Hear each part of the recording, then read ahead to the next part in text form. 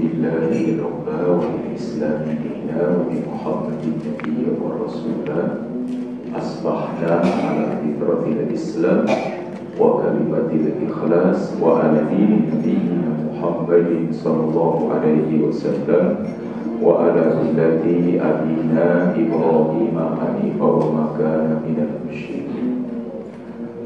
Bapak Ibu hadirin wal hadirat jamaah taklim Ahad Subuh Masjid At-Taqwa yang dirahmati oleh Allah Subhanahu wa Ta'ala. Alhamdulillah, kita teruskan sirah nabawiyah kita, biasanya pakai Ar-Rahiq Al-Maktum, sirah nabawiyah, namun memang bahasannya itu udah di Madinah, dan kalau sudah periode Madinah memang periodenya adalah periode perang. Di tanah Kusir saya juga menyampaikan sejarah, begitu sampai di periode Madinah banyak ibu-ibu yang merasa materinya diganti, Ustaz.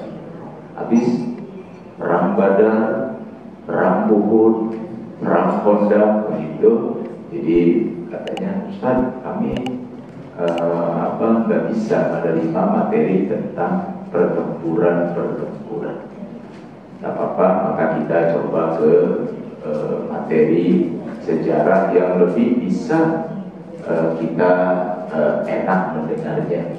Karena kalau perang lagi, kayaknya kata ibu-ibu, kalau bagi saya sih memang itu sejarahnya seperti itu, ya harus disampaikan.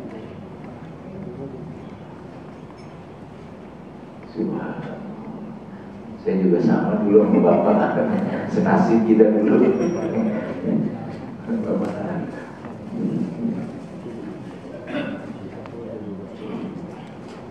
Baik Bapak dan Ibu yang dirahmati oleh Allah, memang bagian ketiga itu adalah kana Muhammadun sallallahu alaihi wasallam nabiyyan. Nanti bagian keempatnya kana Muhammadun sallallahu alaihi wasallam aziman. Kalau yang ini adalah Nabi Muhammad sallallahu alaihi wasallam sang nabi. Dr. Aid Al-Qarni ketika membahas tentang Nabi Muhammad sebagai sang nabi, maka dia memberikan pengantar. Yang pertama berkenaan dengan pengantarnya, Nabi kita Muhammad sallallahu alaihi wasallam itu adalah pribadi yang maksum. Maksum itu artinya tidak ada celah, tidak ada cacat, tidak ada hina di dalam diri Nabi Muhammad, dari ujung rambut sampai ujung kuku, baik perkataannya, baik perbuatannya, baik ketetapannya. Nabi Muhammad itu maksum, terjaga, terpelihara dari noda, dari dosa, dari khilaf, dari alfa. Itu yang harus kita di dalam diri kita itu punya keyakinan bahwa memang Nabi Muhammad itu adalah maksum. Ma dhalla sahibukum wa ma ghawa.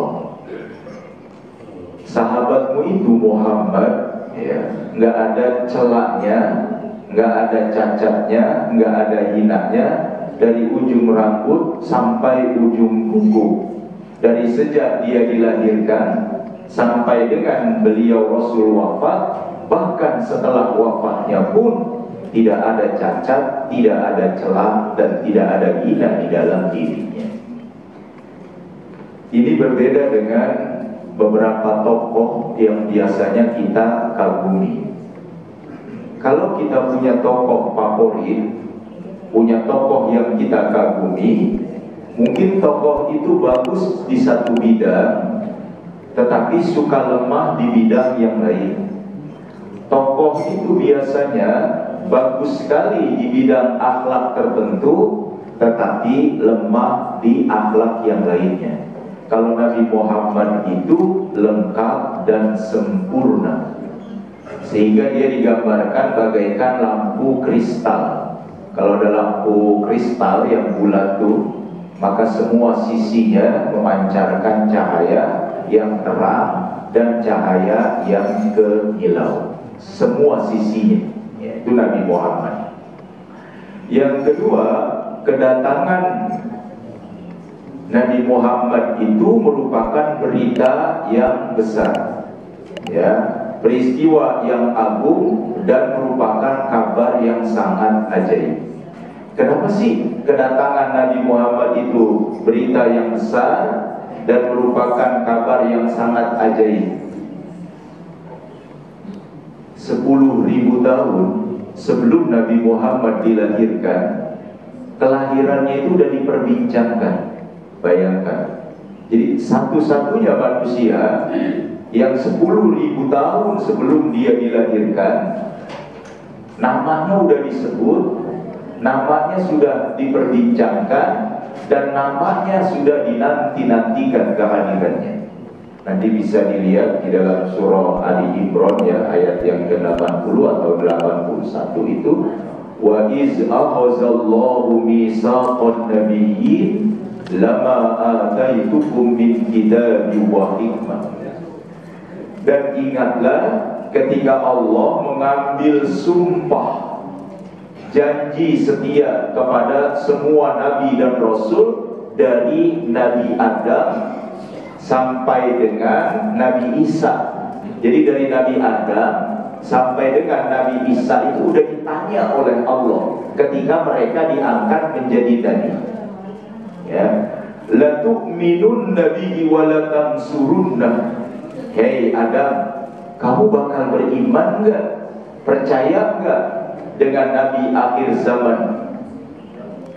Engkau akan membantu dan menolongkah terhadap nabi akhir zaman itu? Maka Nabi Adam menjawab, Nabi Idris menjawab, Nabi Nuh menjawab, qalu aqrarna. Semuanya berikrar, kami beriman, kami percaya, dan kami akan membantunya. Bayangkan, ada seorang manusia 10.000 tahun sebelum dilahirkannya, dia sudah disebut-sebut. Dan sekarang sudah 1.500 tahun setelah wafatnya, masih juga disebut-sebut namanya. Ya, itu artinya memang kelahirannya adalah berita yang besar dan merupakan kabar yang sangat menakjubkan. Kita nih Pak, kita boro-boro 10.000, ya, beranak aja kagak ada yang tahu, ya. Kita nih waktu kita dilahirkan boro-boro 10.000 udah diomongin, ya. Bahkan di hari kelahirannya aja banyak yang kagak ada yang tahu. Pakai ditanya lagi kalau ke rumah sakit atau ke polisi, tempat tanggal lahir, pakai ditanyain tempat tanggal lahirnya, kagak ada yang tahu. Apalagi nanti tanggal matinya, lebih parah lagi, kagak ada yang tahu. Tapi buat Nabi kita Muhammad Sallallahu Alaihi Wasallam benar-benar adalah peristiwa yang luar biasa. Hadirin, yang ketiga, kata Dr. Aid Al-Qarni, 500 tahun sebelum Nabi Muhammad dilahirkan, kalimat La ilaha illallah tidak disebut orang, tidak digemakkan di penjuru dunia 500 tahun sebelum Nabi Muhammad dilahirkan. Jadi 500 tahun itu kan Nabi Isa tahun 1 Masehi, Nabi Muhammad kan 571 Masehi. Jadi sekitar 500 tahun tidak ada itu.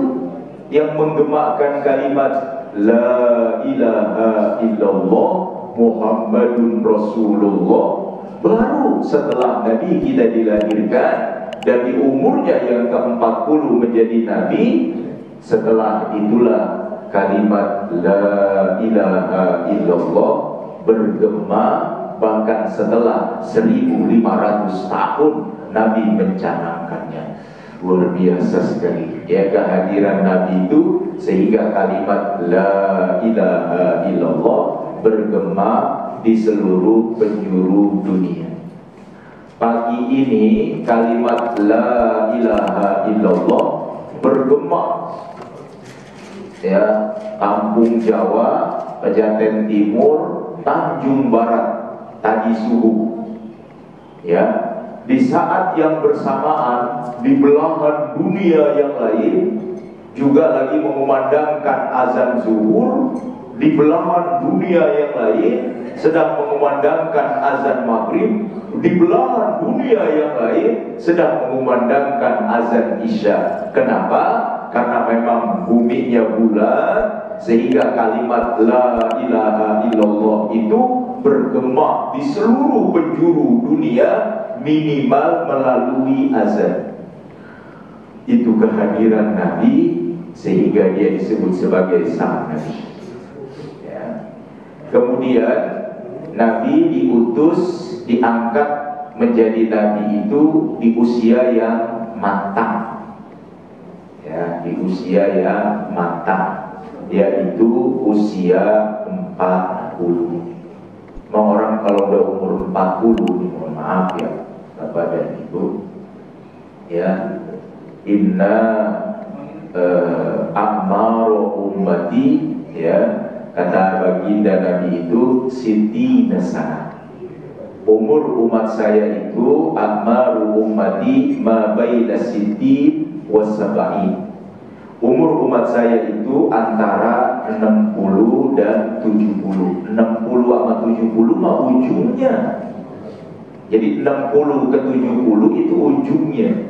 Kalau awalnya itu boleh ya dihitung sesuai dengan keadaan di mana manusia itu tinggal. Karena di kita itu umur 20 itu boleh jadi belum mandiri di kita di Indonesia. Mungkin karena tradisinya, dan di tempat lain 18 tahun sudah mandiri.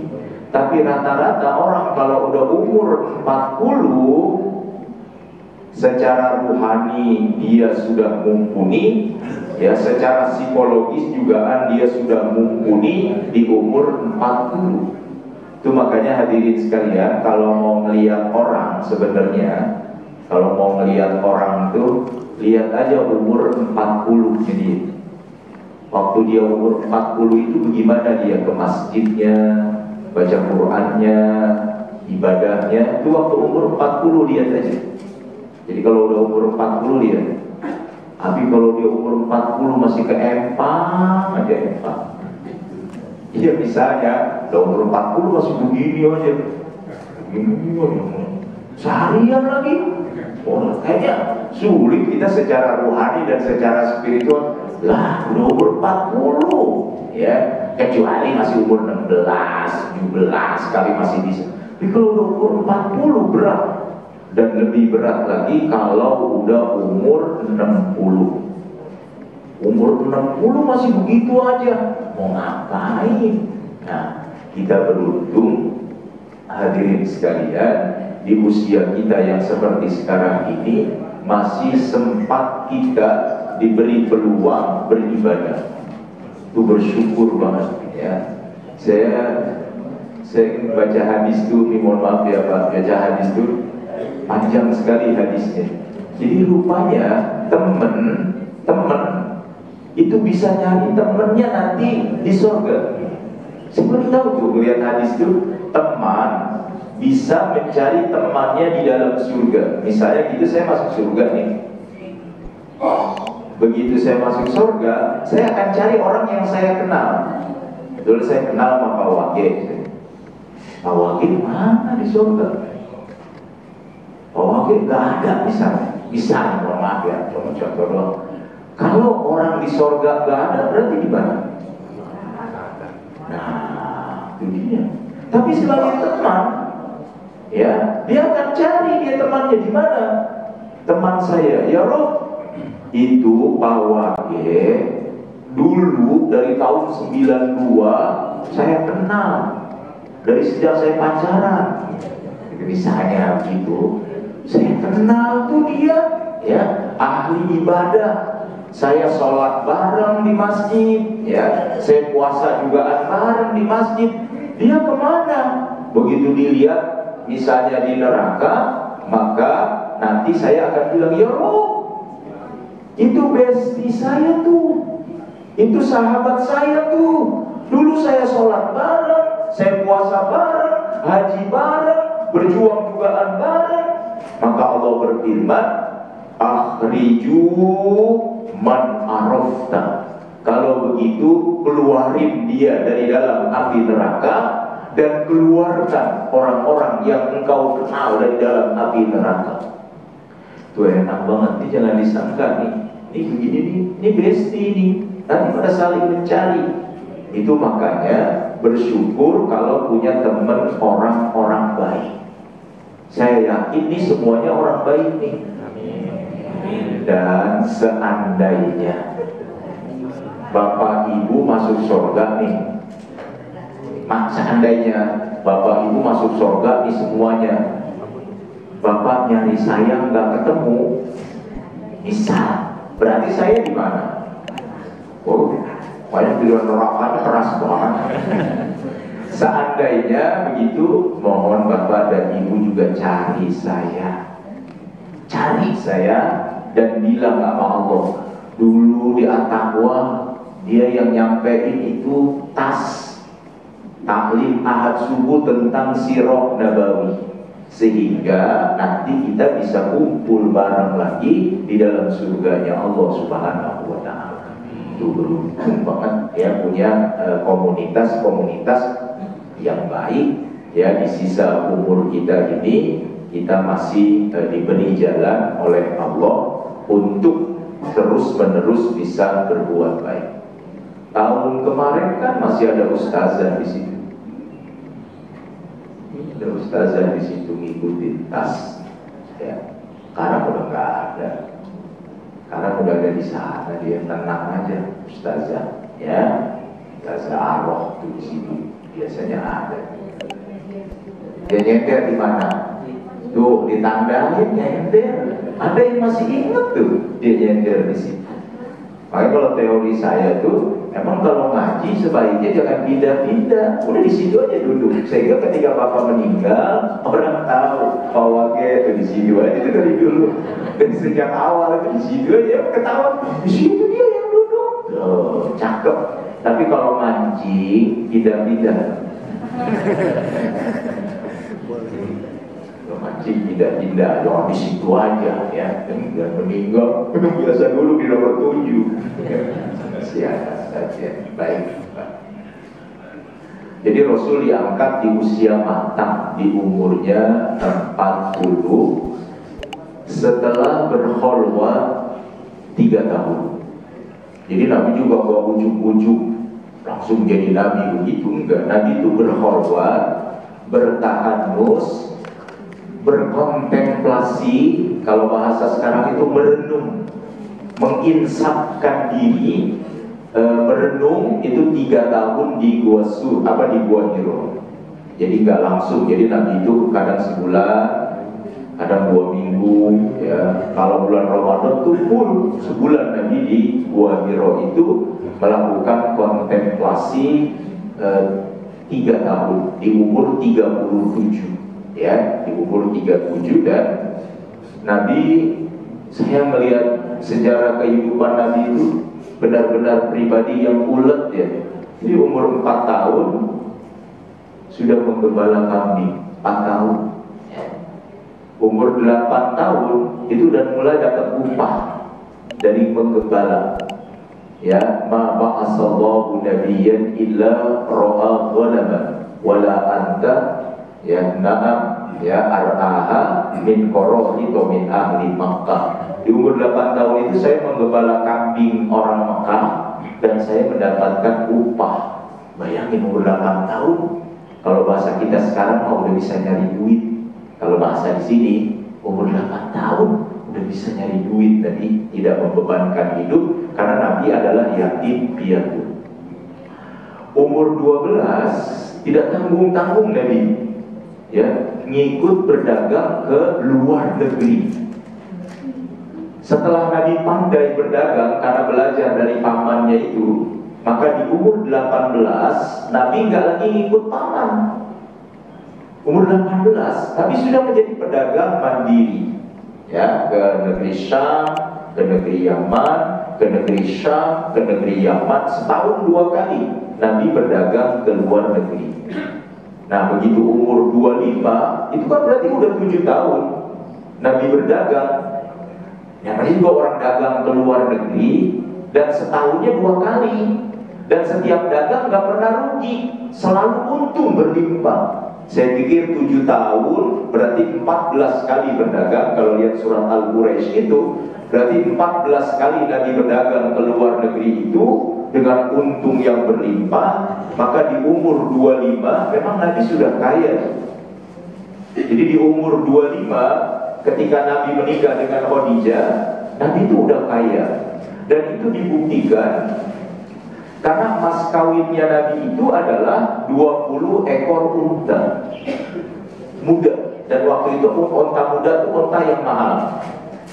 1 ekor untanya itu 50 juta rupiah kali 20, berarti mas kawin Nabi 1 miliar. Kaya ya, jadi Nabi itu kaya. Jadi jangan bayangin Nabi itu miskin, Nabi kaya dan mas kawinnya aja 1 miliar. Udah di sono ada yang mas kawinnya 1 miliar. Perangkat alat sholat rata-rata ini kan, perangkat alat sholat rata-rata ya. Saya jarang, kecuali pernikahan yang itu yang artis kali, jarang ada yang 1 miliar. Nabi di umur 25 mas kawinnya itu 1 miliar. Jadi kaya sekali. Dan setelah menikah Nabi gak berhenti dagang. Enggak, Nabi dagang aja terus. Meskipun istrinya adalah pengusaha juga, tetap aja Nabi dagang. Dan Nabi baru berhenti dagang umur 37, karena Nabi mau naik ke Gua Hiro. Bapak tinggal hitung dah, umur 18 ke 37 berarti dagang 19 tahun.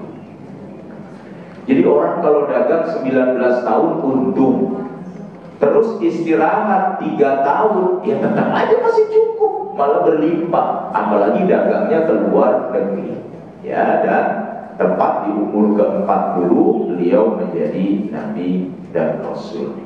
Kemudian Allah memuliakan semesta dengan kenabiannya dan menyinari bumi dengan kerasulannya.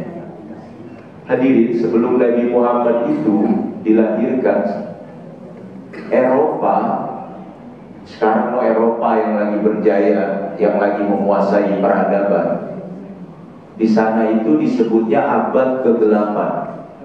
Jadi sekarang memang lagi mewah-mewah lah mereka, Inggris, Prancis, Italia, Jerman, Belanda, Amerika. Itu sih sekarang emang lagi mereka lagi menguasai peradaban. Karena sejak abad ke-15-16 mereka mengalami Renaissance, dan sekarang adalah sudah abad ke-21 ketika Nabi Muhammad dilahirkan. Ya, bahkan ketika umat Islam mulai nyebrang ke Spanyol, mereka itu gelap. Bahkan orang masih makan orang. Bayangin, di Eropa itu orang masih makan orang. Di Indonesia juga dulu ada orang makan orang, namanya Sumanto. Ada juga dulu orang, tapi kalau dia kan makannya setelah orang meninggal. Jadi enggak, betapa Eropa itu masih mengalami abad ke-8 ketika mereka punya doktrin kebenaran hanya ada di gereja. Tidak boleh ada yang menafsirkan kebenaran kecuali pendeta. Itu makanya mereka mengalami abad ke-8, ya. Dan ketika Nabi Muhammad dilahirkan, dunia mulai bersinar. Ya, kenapa? Saya lihat itu 30 tahun setelah Rasulullah wafat, peta dunia itu warnanya hijau 2/3. 30 tahun setelah Rasulullah wafat, peta dunia itu berwarna hijau 2/3.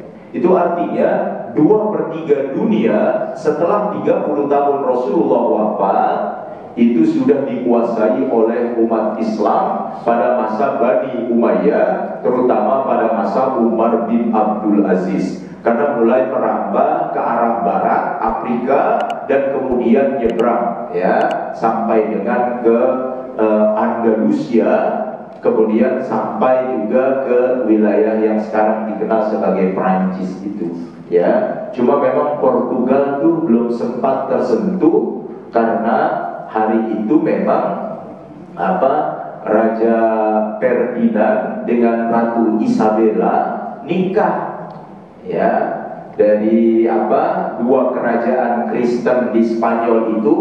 Isabella ya kemudian menikah tuh dengan Ferdinand. Ketika dua kerajaan Kristen ini menikah, nah begitu, sedangkan wilayah Islam setelah 700 tahun di Spanyol itu mengalami namanya Al-Muluk At-Tawaib, negara-negara kecil. Ketika Islam negara-negara kecil ini malah bersatu dan kemudian memukul habis umat Islam di Spanyol itu, bersih tanpa sisa ya, begitu, memukul mundur. Maka kalau di film kartun itu ada acara April Move, film SpongeBob itu ada acara, ada judulnya itu April Move. April Move itu adalah lelucon di bulan April. Sebenarnya lelucon di bulan April itu adalah terusirnya umat Islam itu dari Andalusia ke Afrika Utara. Menyedihkan sekali, tinggal sisa-sisanya doang. Karena kata Ferdinand sama Isabella, orang Islam boleh tinggal di Spanyol dengan syarat keluar dari Islam kembali ke Kristen. Kalau mau tetap Islam, keluar dari Spanyol dan menyeberang ke Afrika. Maka disitulah terjadi yang namanya lelucon di bulan April ya, umat Islam itu dihabisi hari itu di Spanyol ya. Setelah 750 tahun berkuasa, kemudian habis karena centang perenang, sedangkan mereka bersatu dan memang kemudian Eropa mengalami abad yang namanya pencerahan itu. Jadi dunia disinari oleh keberadaan Nabi kita Muhammad Sallallahu Alaihi Wasallam.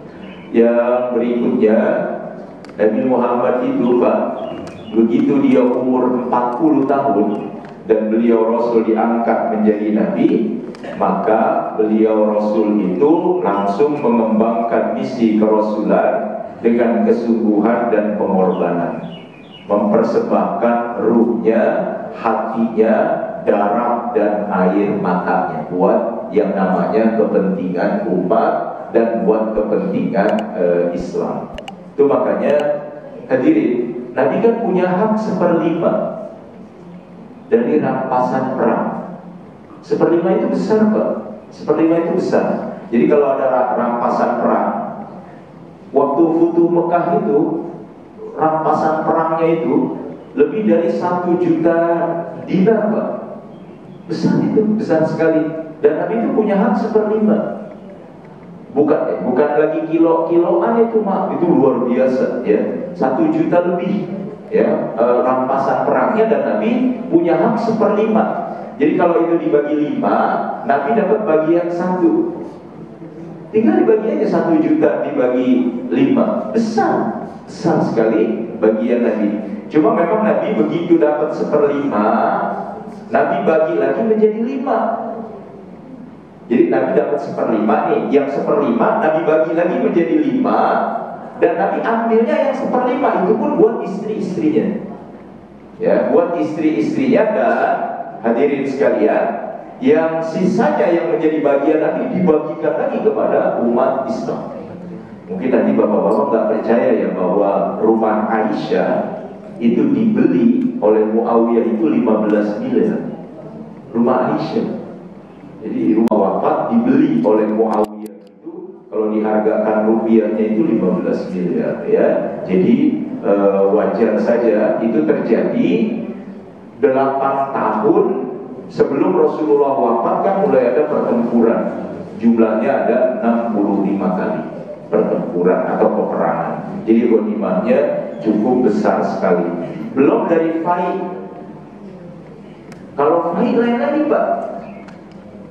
Kan Nabi ngirim surat tuh tahun ke-8 setelah Hudaybiyah tahun ke-6 Nabi mulai nulis surat ke raja-raja tuh. Raja-raja dikasihin surat sama Nabi untuk tunduk dan untuk masuk Islam.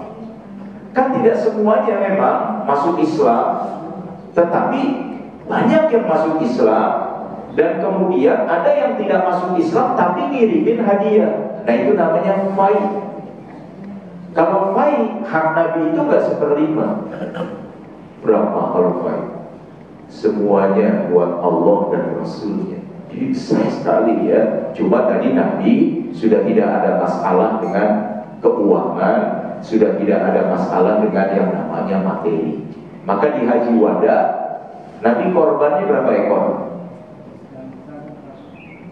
Haji Wada itu kan 2 bulan sebelum Nabi wafat. Nabi kan kurban tuh pakai ontak. Nabi mah korbannya sendiri. Berapa Nabi korbannya? 100. Bayangin Nabi kok bisa korban dengan 100 ekor ontak? Kan tadi kita tahu ontak harganya 20 jutaan. Nabi sendiri, ya, Nabi sendiri korban ontak 100 ekor 2 bulan sebelum wafat. Hadirin bisa bayangin masa sih Nabi tidak berharta? Nabi itu berharta, itu buktinya. Ya, 100 ekor unta sebelum Nabi wafat. Kita diajak patungan aja sapi ke-7 maju mundur, suruh melis aja kagak melis. Musyawarahnya panjang banget sama bini ya. Mau korban Nabi 100 ekor ya. Ya, saya mohon maaf ya, saya bukan nggak mau ikut di sini. Saya sudah dari dulu itu sudah di Al-Haram. Dari sejak zaman Pak Bogi, tahu kan Pak Bogi? Pak Bogi Sumpeno, Pak Wage tahu tuh, almarhum Pak Bogi Sumpeno itu depan rumah. Saya cari istrinya Ibu Haja Nur Hayati, yang punya nomor Ibu Haja Nur Hayati kasih saya cari beliau karena baik sekali dengan saya. Saya kemarin lagi benar-benar rumah, ada kartu nama itu PT Dwi Sari Cawang. Saya kejar itu, ternyata nomornya udah nggak ada ya. Jadi barangkali ada yang kenal, saya ingin sekali bicara dengan beliau karena kebaikannya yang banyak banget ya. Jadi sejak zaman Pak Bogi itu, Pak Bogi dulu pernah jadi ketua yayasan Pak di sini. Cuma memang baik sekali itu orangnya ya, baik sekali. Ya, saya masih ingat itu beliau itu memang perawakannya gitu kayak Prabowo lah kira-kira. Kalau dia masih hidup, kalau Pak Bogi bilang oke gas, jadi kira-kira Pak Bogi itu kayak Pak Prabowo, ya potongannya ya. Dulu dia bilang begini, Ustaz, cari tukang sayur, cari tukang gado-gado dari RW 13 sampai RW 1. Tanya sama mereka siapa yang butuh dana, nanti saya kasih. Udah kasih, cari gitu, banyak itu yang pada ngambil itu. Kagak dibalikin, kagak dikasih aja modal. Ada yang 300, ada yang 400, ada yang 600. Luar biasa sekali, dibagi-bagiin aja, bukan utang, bukan. Hebat sekali itu. Termasuk saya dulu waktu itu. Ustaz bahas korban mulu tiap tahun. Kan saya suka, dulu kan pakai Piki Sunnah sini nih, kalau bahas korban itu ya. Ustaz juga bahas korban, cakep banget itu syaratnya, hukumnya, keutamaannya. Dia tuh almarhum makin nanya sama saya, kalau Ustaz udah pernah korban belum? Subhanallah, saya bahas korban begitu cakep, saya ditanyain, Ustaz udah pernah korban belum? Astagfirullahaladzim, belum Pak. Bahas aja cakep, dia mah cakep, dia nanya begitu, hebat dia Pak. Begitu nanya, ya, besoknya itu baru dia bilang, Ustaz, di sini kambing yang paling mahal berapa? Di sini kambing yang paling mahal berapa? Saya lupa waktu itu. Dan dia kasih, Ustaz beli, katanya, kasih duitnya. Ustaz beli korban atas nama Ustaz. Sejak saat itu tuh, ya, saya niatkan terus menerus untuk berkurban dan tidak pernah tidak berkurban. Korban aja, duitnya mah dari mana, pokoknya datang aja. Ya, jadi kalau saya di sini, kalau istri kebetulan dia ikut sapinya itu di Ciputat, sehingga saya mau ngelis, saya sudah ngelis di sana. Ya, jadi sekali lagi Rasulullah itu 100 ekor. Itu artinya adalah Nabi mampu dan Nabi kaya sebenarnya, cuma Nabi adalah orang yang sangat sederhana. Bapak dan Ibu yang dirahmati oleh Allah Subhanahu wa Ta'ala, kita di sini saja, kita sudah sampai ke ini dia Bapak dan Ibu yang dirahmati oleh Allah. Kita menjadi umat Nabi itu termasuk yang sangat beruntung karena Nabi diberikan 5 anugerah. Yang pertama, Allah memenangkan Nabi kita itu dengan memasukkan rasa takut ke dalam hati musuh-musuh Islam. Kalau kita lihat beberapa pertempuran, peperangan yang dijalankan oleh Nabi, ya, Allah memang menganugerahkan banyak kemenangan. Dan boleh jadi itu tidak dianugerahkannya kepada nabi-nabi yang lainnya. Ya, misalnya hadirin, yang namanya perang Badar itu, para ahli sejarah itu menyebutkan perang Badar itu sebenarnya perang mati konyol. Ya, Badar itu sebenarnya kalau dipakai logika itu perang yang untuk mati konyol. Itu makanya para sahabat waktu ikut perang Badar niatnya udah, ini mah udah pasti kita habis hari itu. Ya, jadi niatnya udah bisa bililah. Ya, kenapa? 300 lagi pada puasa. Ya, musuhnya 1000 kagak pada puasa. Udah 1000 senjatanya lengkap lagi. Kudanya lengkap, ontaknya lengkap. Nah, dalam perang Badar itu persenjataan umat Islam benar-benar apa adanya, sehingga dikenal 5 bakalan mati konyol. Tetapi memang Nabi diberikan oleh Allah kelebihan. Allah masukkan, ya, rasa khawatir, rasa takut di musuh-musuhnya, sedangkan Allah menganugerahkan kemenangan kepada baginda Nabi, dan itu terbukti di dalam perang Badar. Ya, dalam banyak peristiwa, misalnya dalam perang Hunain, ya, Nabi kan 12.000. Perang Hunain itu Nabi bawa pasukan tuh 12.000. Jadi waktu Futuh Mekah, Nabi kan tahun ke-8 itu menaklukkan kota Mekah tuh, bawa 8.000 umat Islam dari Madinah. Futuh Mekah 8.000, balik dari Futuh Mekah jadinya 12.000. Berarti Futuh Mekah itu nambah 2.000. Gitu ya, jadi nambah 2.000 Futuh Mekah itu. Itu karena Nabi ditahan waktu tahun ke-6. Tahun ke-6 kan Nabi mau haji tuh. Ya, bawanya nggak banyak, ya, para sahabat itu mau haji tapi ditahan di Hudaybiyah, sehingga terjadilah perjanjian Hudaybiyah.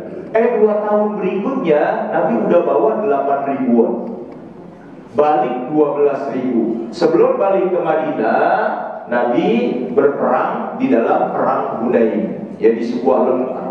Sama di perang Hudain juga itu habis musuh 30.000 di atas.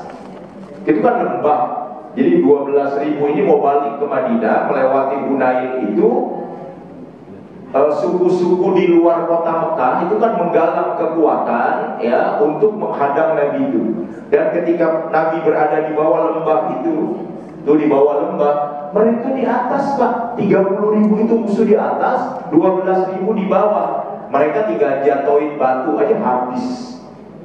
Tetapi Nabi maju ke depan sendirian. Jadi dari 12.000 ini para sahabat mengatakan peluang untuk menangnya itu kecil. Tapi Nabi maju ke depan, dan Nabi hanya mengambil pasir di situ. Dan Nabi mengatakan kepada para sahabatnya, saya Muhammad bin Abdullah, saya tidak pernah berdusta. Para sahabat tuh tahu Pak, Nabi Muhammad nggak pernah bohong, ya, nggak pernah seumur-umur itu. Sehingga para sahabat ketika dibilang saya Muhammad putra Abdullah, saya tidak pernah berdusta, maka demi Allah, Allah akan memenangkan kita di dalam perang Hunain ini. Nabi cuma melempar segitu, semuanya merangsang dan memenangkan pertempuran. Kalau saya mau bapak-bapak nih, saya bilang saya Zakaria bin Raibun, saya tidak pernah berdusta, bubar semuanya. Allah doa. Itu beda, karena memang Nabi nggak pernah bohong, itu hebatnya ya. Jadi hadirin sekalian yang dirahmati oleh Allah. Nah, yang kelima, bumi dijadikan tempat sujud dan bumi suci buat umat Islam. Makanya kalau nggak ada air boleh tayamum. Umat Islam nggak boleh sholat di hotel, boleh di mall, boleh ya. Di mall boleh sholat, boleh. Kenapa? Orang dia suci ya, boleh ya. Hadirin sekalian, boleh. Saya tadi itu semalam ya, saya ada pertanyaan dari Palapa. Ustaz, ini tetangga saya resepsi di depan gereja, di depan gereja yang situ Palapa. Saya datang ke Ustaz, saya bilang, Bapak terima undangan resepsi apa undangan kebaktian? Resepsi, Bapak terima undangannya? Iya. Nah, kalau Bapak terima undangannya, Bapak wajib datang, kecuali ya Bapak ada halangan. Bapak ada halangan kan? Enggak. Oh ya sudah, datang saja, kan Bapak mau resepsi. Kebetulan aja resepsinya ada di depan gereja, kan bukan untuk yang namanya kebaktian. Kalau kebaktian lalu kemudian tidak boleh. Kita beruntung jadi bumi ini bersih, suci, dan bisa dijadikan sebagai tempat sujud. Jadi nggak mesti di musola, nggak mesti di masjid. Jadi yang namanya bumi Allah itu adalah tempat sujud. Cuma kalau ditanya yang paling Allah sukai dari seluruh bumi ini memang adalah masjid. Tapi boleh ya kita melaksanakan sholat meskipun tidak di dalam masjid dan meskipun tidak di dalam musola, bahkan kalau di mall sekalipun. Buat ibu, kalau ibu punya mawaddah, mawaddah itu kosong ya, jadi kosong dari kelemahan. Maka ibu kalau jalan biasakan, kalau kondangan tuh ibu gandeng bapak. Kalau kondangan itu namanya mawaddah. Kalau kondangan bapak digandeng bu, jangan ngeliat umur, gandeng. Kalau udah digandeng bapak jangan marah, digandeng sama istri. Memang mawaddah itu begitu. Dia kosong aja, dia pokoknya melihat lakinya ganteng aja. Suami juga mawaddah itu namanya dia mawaddah kemana-mana ya.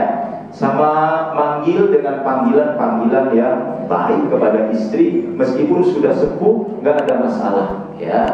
Ada suami manggilnya sayang, hebat banget kok sayang, kita belanja yuk, sayang, hebat sekali. Yayang, Yayang, hebat banget dipanggil, udah nenek-nenek dipanggil sayang. Pak Haji harmonis banget sama ibu, manggilnya sayang, bukan harmonis. Saya udah lupa namanya. Lupa, makanya saya panggil sayang. Oh hebat sekali ya. Jadi kalau kondangan ibu yang gandeng bapak, tapi kalau di mall bapak yang gandeng ibu. Kalau di mall bapak gandeng pak, pegangin tangannya ya. Kalau ibu-ibu mah kalau udah ke mall, udah ke pasar, aduh ya, nah ibu tuh istri saya nggak ngikut. Tadi kayaknya mau beli santan kara, minta izin ya, mau beli santan kara ke pasar situ, Reni Jaya, ya silakan.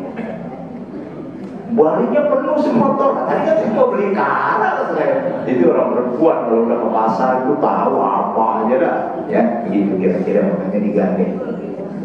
Bapak dan Ibu, nah tadi ya ghanimah itu boleh buat Nabi tapi 1/5. Yang berikutnya, nah Nabi itu diutus untuk seluruh manusia. Wa ma arsalnaka illa kafatan linnas basyiran wa nazira. Tidaklah engkau hai Muhammad diutus kecuali untuk seluruh manusia. Jadi bukan buat orang Arab doang. Jadi Nabi Muhammad membuat seluruh manusia. Makanya orang Afrika, orang Eropa, ya itu mendapatkan bagian dari dakwah Nabi karena memang semuanya diutus untuk semua manusia dan Nabi diberi izin memberikan syafaat. Pak, kalau tadi kan kita nyari temen nih, nyari temen tadi di sorga, jangan lupa nanti Bapak juga akan nyari Nabi di sono. Nyari Nabi, kalau di padang mahsyar itu rombongan manusia, rombongan nyari ketemu Nabi Adam. Adam angkat tangan, rombongan nyari ketemu Nabi Ibrahim. Nabi Ibrahim angkat tangan. Dan begitu ketemu dengan Nabi, dan memang Nabi memberikan syafaatnya. Kata Nabi gini, Pak, kalau nanti kalian di padang mahsyar, cari saya di 3 tempat. Nanti cari ya setelah, kan di padang mahsyar awalnya masing-masing, tapi kan setelah itu ya kita boleh nyari Nabi di 3 tempat, kata Nabi. 1, cari saya di Telaga Kausar. Saya ada di sana, di Telaga Kausar. Nanti bareng ya ibu-ibu, kita bareng ya cari Nabi ke Telaga Kausar. Ya, cari. Jadi Nabi ada di Telaga Kausar lagi nungguin kita umatnya. Ya. Yang kedua kata Nabi, cari saya di Mizan. Ada timbangan, cari saya ada di dekat situ. Cari Nabi di Mizan. Dan yang ketiga, cari Nabi di jembatan Siratul Mustaqim. Sebelum umatnya berjembat, Nabi juga ada di situ. Luar biasa. Kira-kira Nabi kenal gak ya Pak sama kita dari Pol Tangan? Ya kan kita kan ngomong, ada orang, saya juga ketemu juga belum. Ustaz Zakaria ya? Iya ya, kayak gak kenal. Lah emang enggak gitu kan. Gitu gak bisa kalau Nabi langsung tahu mana umatnya. Kenapa? Hurran muhajirina min adari sujud. Karena umat Nabi Muhammad itu, Nabi udah tahu tuh umatnya. Nih, ya jadi nanti Nabi udah kenal aja udah sama kita itu umatnya. Kenapa? Di samping kita sering bersolawat, ini ada bekas sujudnya. Itu makanya Nabi ditanya, ya Muhammad, nanti kamu di akhirat kenal sama umatmu? Kan umatmu banyak. Ya, bukan gara-gara tahu saya berapa miliar. Ya, sekarang aja umat Islam ada 2 miliar lebih. Bayangin dari Nabi 1500 tahun yang kamu kenal. Maka kata Nabi, lihat tenda di Mina. Karena kebetulan lagi musim haji, lihat tuh tenda di Mina. Kamu bisa nggak bedakan mana tendamu, mana tenda orang lain? Gak bisa ya Rasulullah, orang sama semua. Bagaimana kalau satu tenda di tengah-tengah lampunya nyala, yang lain pada mati, satu tenda itu nyala. Tenda kamu nyala sendirian. Kamu tahu nggak kalau itu tenda kamu? Tahu ya Rasulullah. Sama. Saya juga nanti di akhirat langsung tahu umat saya karena dia terang bila dibandingkan dengan yang lain. Jadi Bapak yang pada hitam, beliau adalah seorang Rasul. Ya, jadi mau menggunakan logikanya itu adalah orang-orang hebat itu percaya dan beriman kepada Nabi kita Muhammad Sallallahu Alaihi Wasallam. Baik Bapak dan Ibu, nanti kita lanjutkan. Lagi Lebaran Haji nanti ya, bulan besok ya, minggu keduanya di Lebaran tanggal 7 atau tanggal 6 ya Pak? 6. Tanggal 6 ya. Jadi kita lihat saja, kita teruskan karena udah masuk waktu suruh. Lebih dan kurang ada yang ingin bertanya satu? Silakan Pak Wagil, silakan. Sekarang ada berita kekinian nih. Kekinian. Mengenai ada penemuan makam salah satu nabi di Great Wall Cina. Di Cina. Cina. Di apa namanya? Great Wall. di Cina itu Pak. Nah itu ada pertanda apa ya? Mudah-mudahan ini pertanda kemenangan Islam ya. Baik. Bapak dan Ibu, di dalam hadis Imam Ahmad ya, ketika Abu Hurairah ya yang bertanya ada berapa jumlah nabi? Nabi mengatakan 124.000. Nabi itu ada 124.000 ya. Ada berapa rasul? Nabi mengatakan 313 ya. Itu kan artinya jumlahnya banyak Pak. Memang yang wajib kita ketahui kemudian 25, ulul azminya adalah 5, khotamul anbiya wal mursalinnya adalah 1. Hadirin sekalian yang dirahmati oleh Allah Subhanahu wa taala, dunia semakin canggih, ilmu pengetahuan semakin maju. Ya, jika dia bisa dibuktikan secara ilmiah dan memang itu adalah jasad seorang nabi, jasad seorang rasul, maka itu adalah ayatun min ayatillah, tanda-tanda kebesaran Allah. Tapi waktu terjadi gempa di Madinah, saya lupa ya, di zaman pemerintahan Bani Umayyah itu pernah ada gempa ya. Kalau banjir sudah terbukti ya, ketika Uhud banjir itu, sehingga jasad-jasad masih pada utuh. Jadi jasad yang di Bukit Uhud itu, yang di dalam perang Uhud, kan diantaranya Hamzah dan Mus'ab bin Umair. Pada masa pemerintahan Bani Umayyah itu kan, saya lupa dia banjir atau gempa, sehingga jasadnya itu keluar dan masih utuh. Dan menjeritlah para sahabat. Kenapa para sahabat menjerit? Bagaimana dengan jasad Rasulullah? Oh, begitu para sahabat begitu melihat di Uhud itu jasad itu karena gempa keluar, maka para sahabat menjerit, bagaimana dengan tubuh Rasulullah? Itu pada masa Bani Umayyah, ya. Dan hadirin sekalian, maka kemudian dicarikanlah bahwa jasad para nabi dan rasul itu tidak ada di bumi. Jadi jasad para nabi dan rasul itu tidak ada di bumi. Allahu a'lam. Jadi mereka kemudian tenang. Ya, jadi kalaupun terjadi gempa di Masjid Nabawi, ya, jasad itu misalnya muncul, kemungkinan hanya Abu Bakar dan Umar, karena Rasulullah Shallallahu Alaihi Wasallam jasadnya dimuliakan oleh Allah dan boleh jadi tidak ada di sana. Nah, berkenaan dengan Nabi tadi, jadi terus secara ilmiah dibuktikan. Saya tidak mengikuti beritanya Nabi yang mana, apakah di antara yang 25 atau bukan. Kalau bukan kita maklum saja, karena memang jumlahnya 124.000 para nabi sebelum Nabi Muhammad itu. Jadi jumlahnya memang banyak. Siapa mereka dan di mana, dan itu yang tidak dikisahkan, karena Al-Quran hanya mengkisahkannya 25. Ya, jadi seperti itu. Hadirin sekalian, memang kalau belajar sejarah itu enaknya rata-rata sepakat, sama. Memang yang agak beda kalau belajar fikih, belajar tasawuf itu bisa jadi beda. Tapi kalau sejarah mah sama lah, kita belajar sejarah. Kalau yang ini paling beda pendapat yang sifatnya tahunnya dan lain sebagainya. Tapi kalau intinya rata-rata sama. Baik, lebih dan kurang saya mohon maaf yang sebesar-besarnya. Saya bahagia banget, saya lahir di sini, saya besar di sini.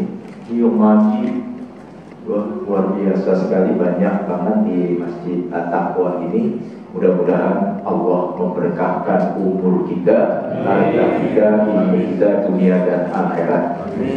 Subhanallahumma wa bihamdika, asyhadu an la ilaha illa anta, astaghfiruka wa atubu ilaik. Assalamualaikum warahmatullahi wabarakatuh.